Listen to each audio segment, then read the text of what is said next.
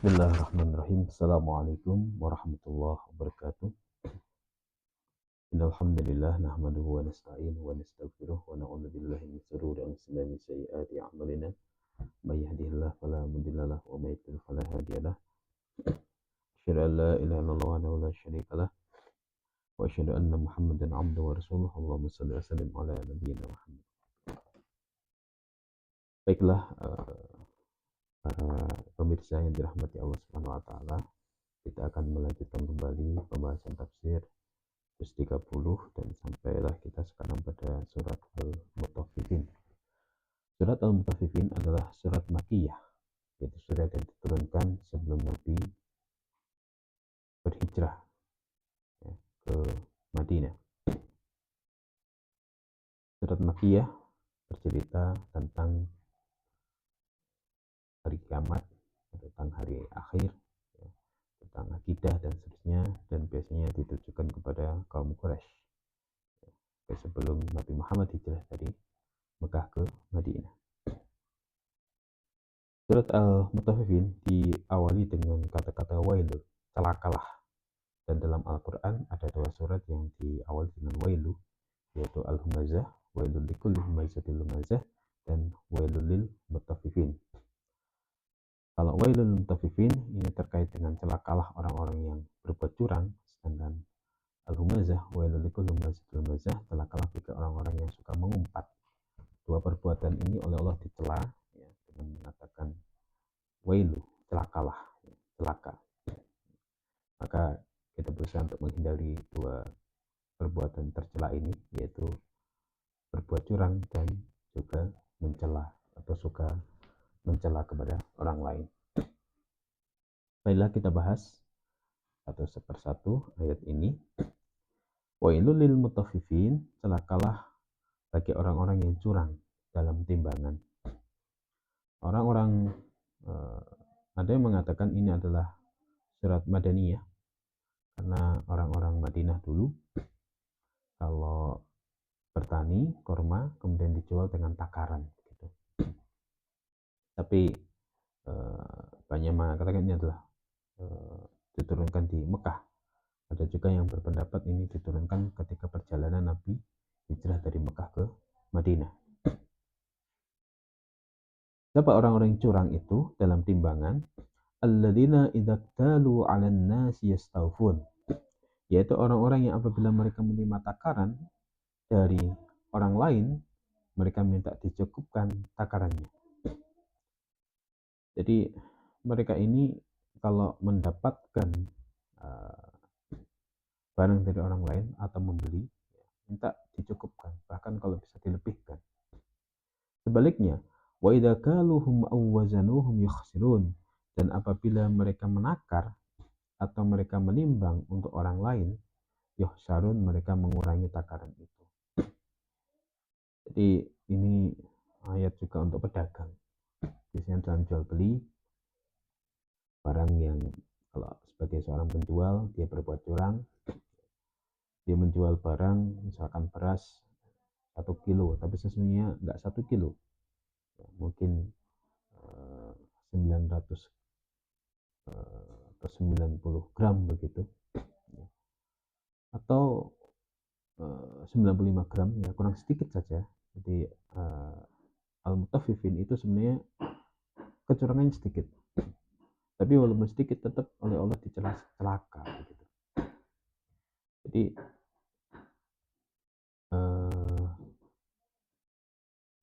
barang yang begitu sebenarnya tidak sesuai dengan takarannya kemudian dilabeli, ya 1 kilo tapi nggak sampai 1 kilo, 1 liter tapi nggak sampai 1 liter, dan seterusnya. Ini bahaya bagi jual gas, ya kalau nggak penuh 3 kilogram dijual 3 kilogram dan seterusnya. Kalau ini memang sengaja maka itu adalah sebuah kecurangan, ya. Tapi ketika dia menerima dari orang lain, dia mintanya dilebihkan atau dicukupkan.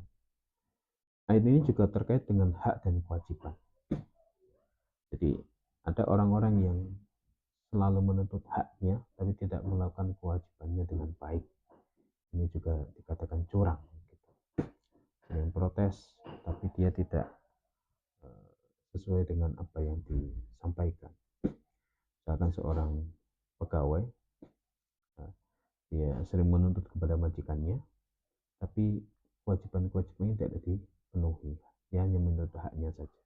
Atau sebaliknya, seorang majikan yang terlalu menuntut pegawainya, tapi haknya tidak ditunaikan, tidak dibayar penuh, kalau dibayar kadang lambat, gitu, tanpa alasan yang jelas, maka ini juga sebuah kecurangan. Kemudian Allah mengingatkan dalam ayat berikutnya bahwa perbuatan curang itu ada kaitannya dengan akhirat.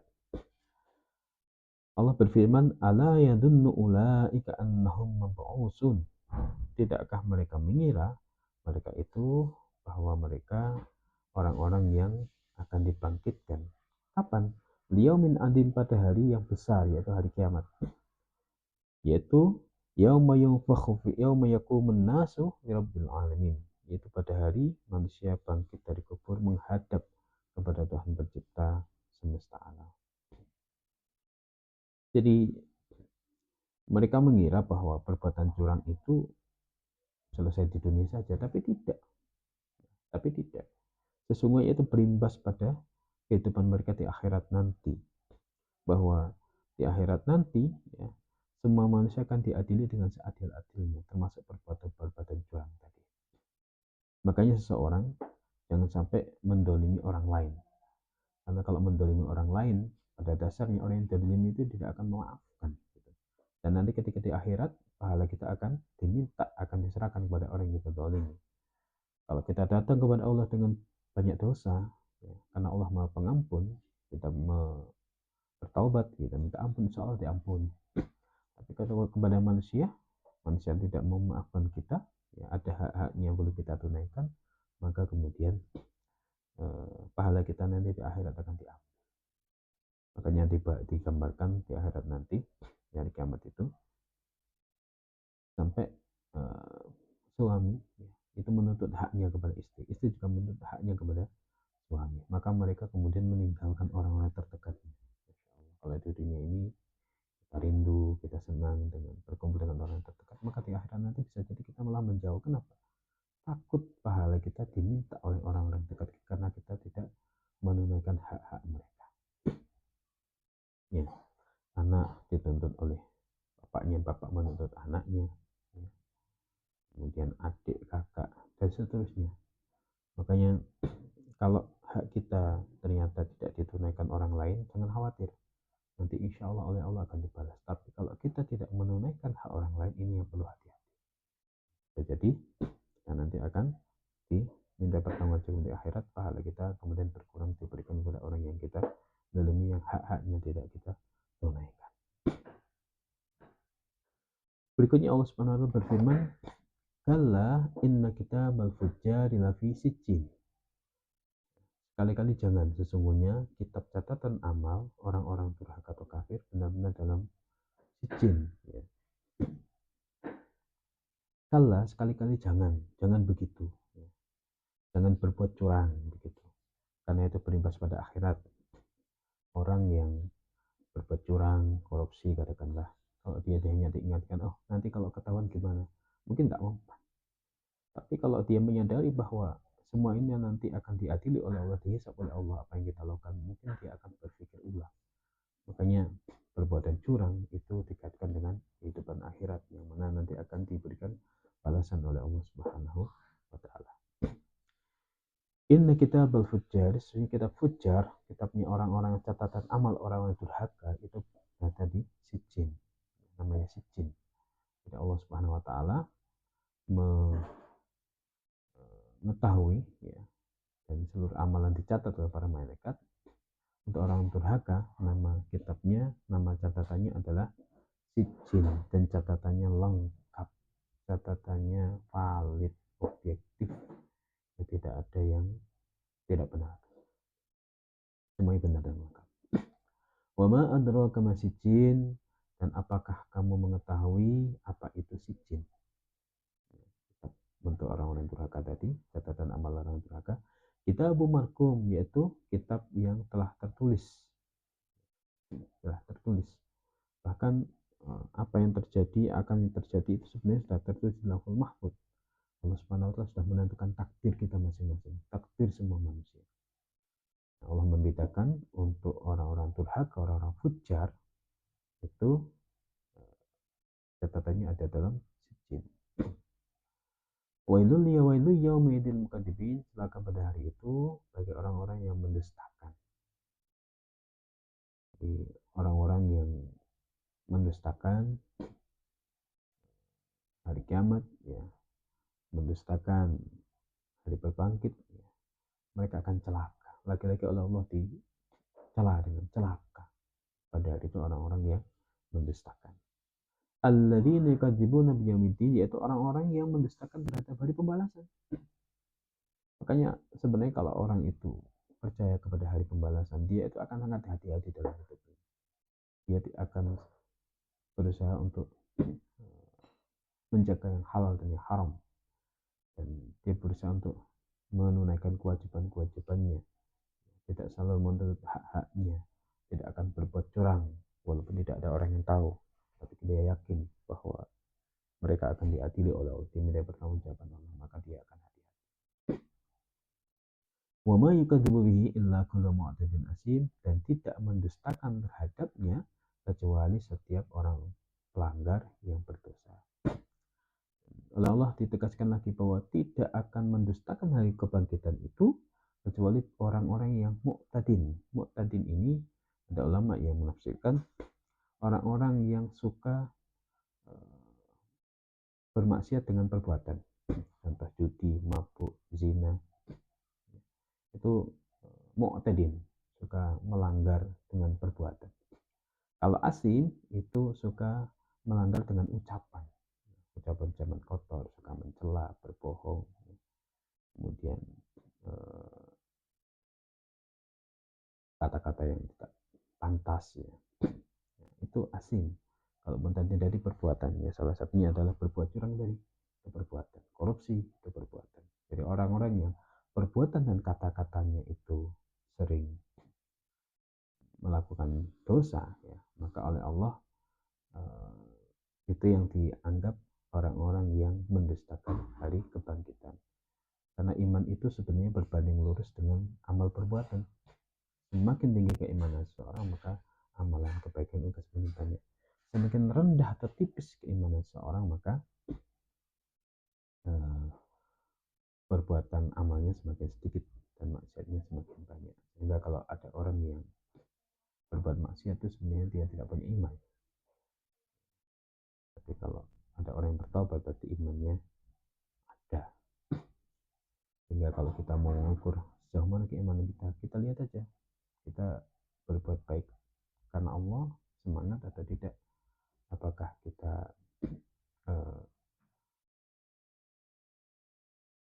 melakukan dosa, ya, dengan terang-terangan, apalagi sembunyi-sembunyi. Kalau itu selalu kita lakukan, berarti kita nggak merasa diawasi oleh Allah SWT. Kita tidak merasa bahwa apa yang kita lakukan nanti akan dibalas oleh Allah di akhirat.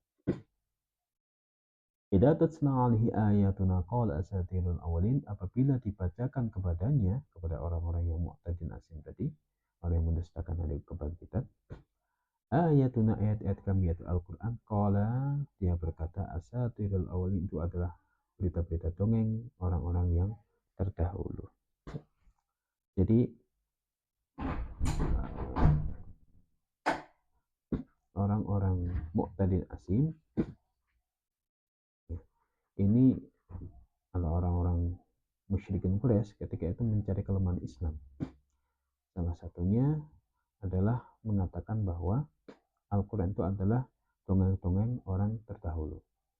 Karena mereka mencari kesalahan-kesalahan Islam, mencari kesalahan-kesalahan Al-Quran, tidak mendapatkan. Al-Quran itu luar biasa bahasanya dan mukjizat.